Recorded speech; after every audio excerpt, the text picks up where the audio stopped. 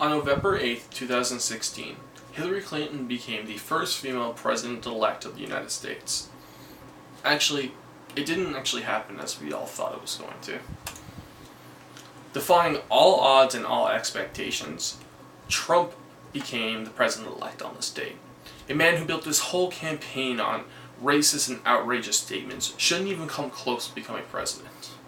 A man who's so easily triggered in under 140 characters now has the triggers to all Americans' nuclear weapons. Scary, isn't it?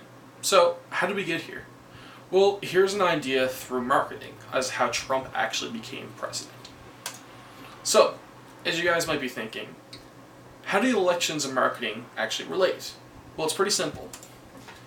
See, Trump isn't just a candidate for presidency. He's the actual brand himself. His brand is broken down into attributes, values, benefits, and emotions. For example, Trump is a business owner. And as a business owner, which is an attribute, he's very, very business knowledgeable, which is a benefit that he has. And because he has a business owner and a very business knowledgeable, he's very money driven, which is a value that he has.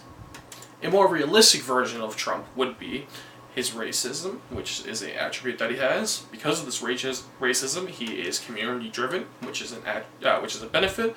And as a consumer, we react to him as just plain sad. So, how do people consume this brand?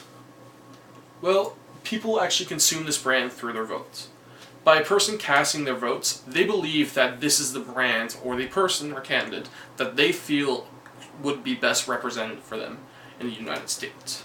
So, what are some theories and principles that actually apply? The first one that I'll talk about is negative motivation. Negative motivation is going from a negative state of mind into a balanced state of mind. An example of this would be problem removal. A negative motivation of problem removal. What problem removal is purchasing a product in order to move from a negative state to a balanced state. This can be seen through Trump's slogan of "Making America Great Again." This idea that "Make America Great Again" means that there's current issues and problems that are going on in the United States.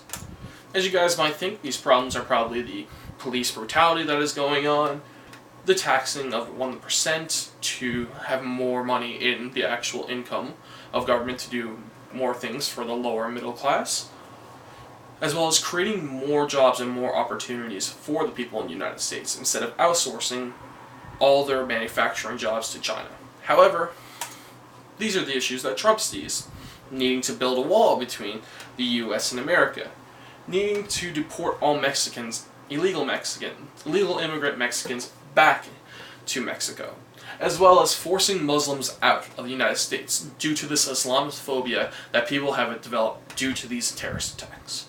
So, because there's these issues that are going on in the States, people see these issues and see that Trump is trying to remove them. Because of this, people will be voting for Trump to remove this current issue to move to a balanced state. A second theory is the self-congruence theory.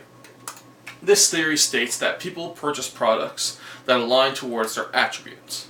So, a person who is Republican would be casting their vote towards the Republican Party. This is due to their attribute of being a Republican person, an individual, wanting to vote towards the Republican Party because they align to their attributes. The second actual part of this is that influenceism is the same, the influence of consistency also involves this. This influence of consistency states that people actually will purchase products and consume products on a consistent basis due to the fear of inconsistency. Me, as a consumer, as a person, always stated that Bernie Sanders was the best choice for presidency this time around. Even when he lost the election, or the Democratic nomination to Hillary Clinton, I still believed he would have been the best choice throughout every single candidate due to his socialist behavior. Similar, Trump's Republicans would vote towards the Republican Party more frequently. This is because this consistency of that they are a Republican needs to be backed up by them continuously voting for them. So, as a question for you guys, what are some actual principles and theories that you guys have learned throughout your term this year or your whole time at MUN that could actually be related back to this election? Leave a comment down below, and I'd actually like to see some of the stuff that you guys do. As a business major, I could be these are some of the things that I actually seen through one of my class discussions that we actually had, and it was really interesting and really informative towards actual elections, and it was something interesting I wanted to bring to you guys. So if you guys actually have any questions or any concerns, please leave them down below in the comments, and I'll look at them and just actually answer. So thanks.